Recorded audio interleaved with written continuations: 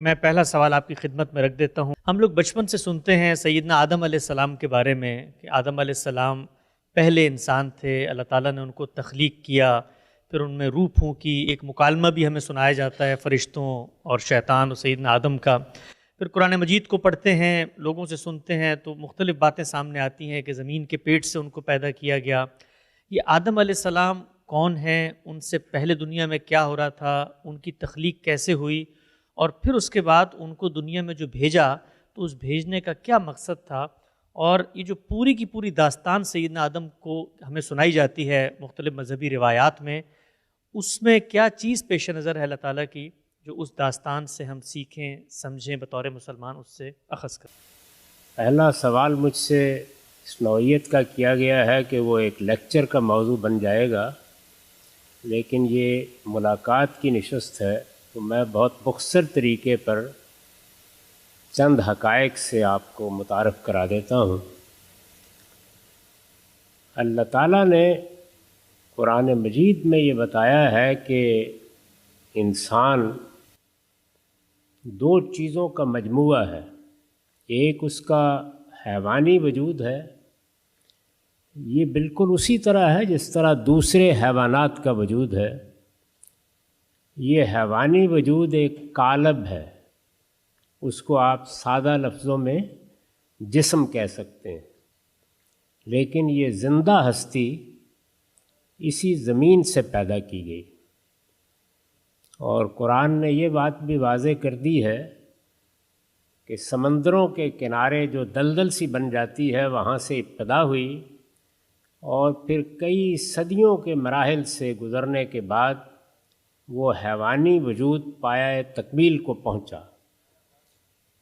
قرآن نے ایک لفظ استعمال کیا ہے کہ کئی مرحلوں میں ہم نے اس کا تسویہ کیا۔ جیسے آپ ایک چیز بناتے ہیں تو پہلے اس کو آپ ایک صورت دے دیتے ہیں اور پھر آہستہ آہستہ اس کی تزئین کرتے ہیں۔ جیسے گھر بناتے ہیں تو ایک گرے اسٹرکچر کھڑا ہو جاتا ہے، اس کے بعد آپ اس میں کہیں پتھر لگا رہے ہیں اور کہیں قالین بچھا رہے ہیں۔ تو اللہ تعالیٰ نے یہ بتایا ہے کہ میں نے انسان کے حیوانی وجود کو بھی اسی طرح بنایا اور پھر اس کا تسویہ کیا، یعنی اسے ہر لحاظ سے بالکل درست کر دیا۔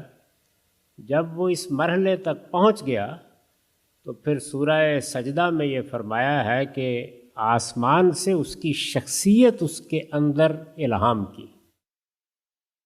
اس طرح انسان اپنے جسم یا اپنے قالب کے لحاظ سے ایک زمینی ہستی ہے اور اسی طرح بنا ہے جس طرح کے دوسرے جانور پیدا ہوئے ہیں، لیکن انسانوں کی جو نسل اس وقت موجود تھی اور اس کے حیوانی وجود کے بے شمار نمونے پیدا ہو چکے تھے، ان میں سے دو کا انتخاب کر کے انہیں انسانی شخصیت دی گئی۔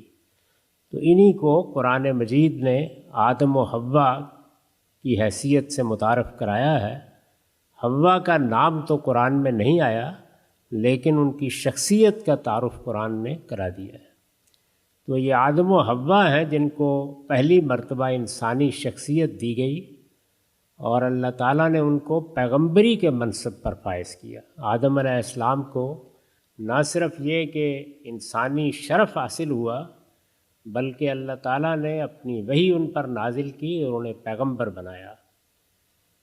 اس واقعے سے پہلے یہ بات بھی قرآن مجید میں واضح کر دی گئی ہے کہ اللہ تعالیٰ نے یہ اسکیم اس وقت جو مخلوقات تھیں جن میں فرشتے بھی تھے، جنات بھی تھے، ان کے سامنے رکھی اور ان سے کہا کہ میں نے زمین کا ایک ذرے کے برابر ہے پوری کائنات میں اس کرۂ ارض کا انتخاب کیا ہے کہ یہاں میں اس کیچڑ سے ایک نئی مخلوق پیدا کرنے والا ہوں اور زمین کا اقتدار اس کو سونپ دوں گا۔